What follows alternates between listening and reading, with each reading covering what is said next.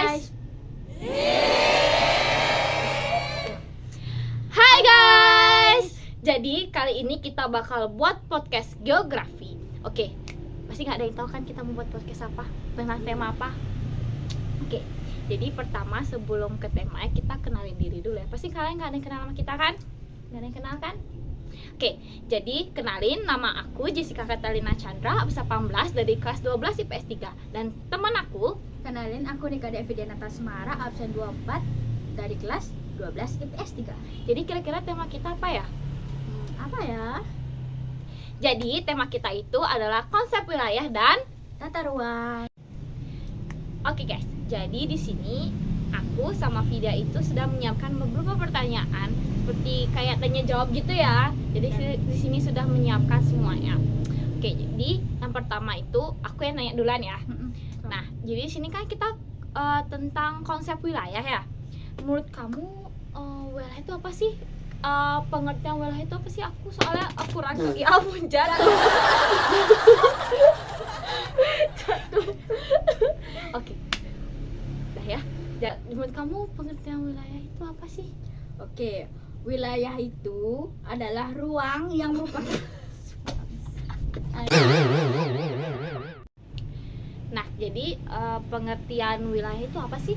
menurutku ya, wilayah itu adalah ruang yang merupakan kesatuan geografis beserta segenap unsur terkait yang ditentukan berdasarkan aspek administratif dan aspek fungsional. Oke, jadi itu pengertian wilayah ya. Nah, jadi kan tadi aku udah nanya nih, sekarang kamu dong yang nanya sama aku. Sekarang giliran aku yang bertanya. Oke, Apa untuk tuh? pertanyaan pertama itu, menurutmu daya dukung wilayah itu apa sih? Oke, jadi daya dukung wilayah itu adalah daya tampung maksimum wilayah yang mampu mendukung kehidupan manusia. Oke. Nah, oke, jadi di sini aku ngasih pertanyaan kedua ya. Jadi bisa nggak kamu sebutin dua metode perwilayahan atau pembatasan yang digunakan? Dua metodenya itu ada metode delineasi wilayah formal dan metode delineasi wilayah fungsional. Oke, jadi tadi kan aku udah ngasih pertanyaan nih. Nah, sekarang giliran Vidya ngasih pertanyaan buat Oke. Untuk pertanyaan kedua itu, apa tuh? apa sih salah satu unsur parameter daya dukung wilayah? Jadi, salah satu unsurnya itu adalah lahan.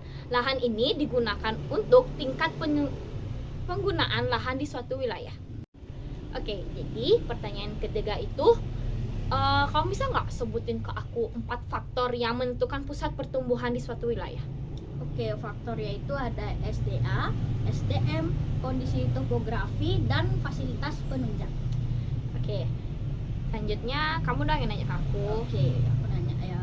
Pertanyaan selanjutnya itu, apa sih itu penyusunan rencana tata ruang kabupaten atau kota? Oke, jadi penyusunan rencana tata ruang kabupaten atau kota adalah alat penggunaan, pengendalian, dan pengarahan ruang di wilayah kabupaten atau kota. Oke, jadi siapa nih selanjutnya ngasih pertanyaan? Aku apa kamu lagi? Kamu. Oke, aku ya. Nah, jadi di sini aku mau nanya, jelaskan pengertian wilayah fungsional. Ya, karena aku nggak tahu, jadi aku nanya ke kamu. Oke. Ini agak ribet ya, agak panjang ini jawabannya. Oke, perwilayahan fungsional itu merupakan pengelompokan wilayah yang punya karakteristik berbeda atau heterogen dan biasanya ditentukan oleh hubungan antara bagian-bagian wilayah dengan pusat wilayah. Meski karakteristiknya heterogen, kita tetap bisa menemukan pola keberagaman dalam suatu wilayah tersebut. Jadi ngasih pertanyaan Aku. Oke. Untuk pertanyaan selanjutnya itu, apa sih salah satu manfaat pembentukan koridor ekonomi di Indonesia? Oke, jadi salah satu manfaatnya itu terciptanya peningkatan produktivitas sumber daya alam secara berkelanjutan. Wilayah ini dikelola sesuai potensi fisik dan sosialnya yang akan lebih maksimal dalam pencapaian tujuan pembangunan. Oke, jadi itu jawaban dari aku, dan selanjutnya aku ngasih pertanyaan ke kamu. sebutkan salah satu contoh aspek budaya dalam interaksi antar wilayah pertumbuhan. Ayo, apa tuh? Apa ya contohnya itu ini deh, penggunaan dan pengaruh informasi media elektronik di kalangan masyarakat, salah satunya itu televisi. Nah, pengaruh informasi dari media elektronik harus disikapi secara bijaksana dengan menyaring informasi yang menambah pengetahuan dan berdampak positif bagi kehidupan. Pemanfaatan alat telekomunikasi tersebut merupakan dampak penemuan teknologi dari suatu wilayah pertumbuhan yang dapat dimanfaatkan untuk kemajuan wilayah lain. Oh, jadi pengembangan teknologi televisi itu sangat pesat ya jadinya. Ya. Pertanyaan selanjutnya. Oke, untuk pertanyaan selanjutnya itu apa itu DAS? Gas. Oke, jadi DAS. Salah. DAS atau DAS atau DAS ya bilangnya? sama aja. DAS. Apa DAS? DAS. Menurut kalian apa? Apa ya? Oke, jadi DAS itu adalah daerah aliran sungai. Jadi itu daerah kawasan yang dipembatasi oleh topografi yang dimana air hujan jatuh terkumpul di kawasan tersebut. Jadi itu DAS. Nah, oke, jadi aku bakal ngasih pertanyaan selanjutnya. Waduh, ada cahaya ilahi tuh. Cahaya ilahi. Panas. Oke, jadi aku ngasih pertanyaan. Menurut kamu apa sih dampak positif dan negatif dari polarisasi ekonomi di suatu wilayah? Oke, aku bakal sebutin dulu dampak positifnya ya. Yang pertama itu ada peningkatan investasi atau modal yang masuk dari daerah lain. Yang kedua itu terbukanya kesempatan kerja bagi penduduk. Ketiga, mudahnya pemasaran barang perdagangan karena besarnya populasi di sekitar daerah pusat kegiatan. Dan oke, sampai sana aja ya, mau kebablasan bilang yang negatif.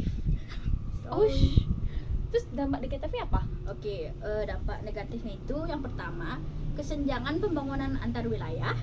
Yang kedua, peningkatan tindakan kriminalitas. Yang ketiga, penurunan daya dukung lingkungan dan tingginya potensi pencemaran. Oke, jadi itu ya dampak positif dan negatifnya. Oke, selanjutnya kamu deh kasih pertanyaan. Oke. Apa ya? Apa ya? Pilih-pilih Yang keenam dulu. Itu, coba deh sebutkan hambatan dalam penerapan perencanaan tata ruang di Indonesia. Oke, jadi itu yang pertama itu ada pemanfaatan dan pengendalian ruang belum efektif. Jadi yang kedua itu ada lembaga penyelenggaraan penataan ruang belum efektif. Lalu yang ketiga itu ada sistem informasi penunjang pembangunan belum optimal. Yang keempat itu ada potensi konflik pemanfaatan ruang masih tinggi. Yang terakhir itu ada kesenjangan antar wilayah di Indonesia. Oke, sekarang giliran aku nih yang kasih pertanyaan terakhir deh. Terakhir.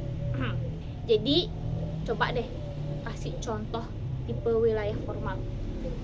Oke, contoh tipe wilayah formal itu ada wilayah daratan rendah, dataran tinggi, pegunungan, pedesaan. Habis itu ada wilayah kapur, gurun, kars. Habis itu ada wilayah tropis, subtropis, kutub. Selanjutnya itu ada wilayah perikanan, pertanian, perkebunan, dan peternakan. Oke, jadi itu dia ya.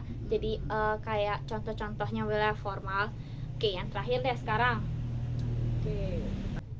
Upaya apa sih yang dapat dilakukan untuk mengatasi permasalahan penerapan tata ruang? Jadi upaya yang dilakukan itu adalah jadi yang pertama nih, peningkatan kualitas sumber daya manusia di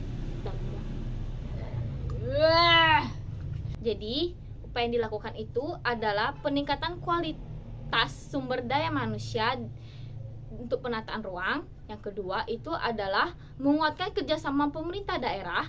Yang terakhir itu ada peningkatan peran serta masyarakat dalam penataan ruang. Nah guys, jadi ini adalah pertanyaan terakhir. Jadi yang terakhir itu coba deh kamu sebutkan ke aku itu faktor yang bisa mempengaruhi perkembangan dalam wilayah pusat pertumbuhan. Oke. Faktor yang bisa mempengaruhi itu ada lokasi, sumber daya alam, topografi, fasilitas penunjang, industri, dan sosial budaya. Oke, Jadi itu adalah 15 pertanyaan yang kita saling tanya jawab tadi ya. Oke, jadi podcast kita itu udah sekian, sampai di sini aja. Oke. Sedih deh bisa. Stres buatnya tuh. Gak apa ya, gak apa-apa. Semangat aja. Jadi itu dia podcast dari kita. Maaf banget ya misalnya kalau ada kesalahan kata selama kita membuat podcast ini. Nah, jadi karena podcast kita udah selesai, jadi aku Jessica dan Aku Vidya. pamit undur diri. Dadah.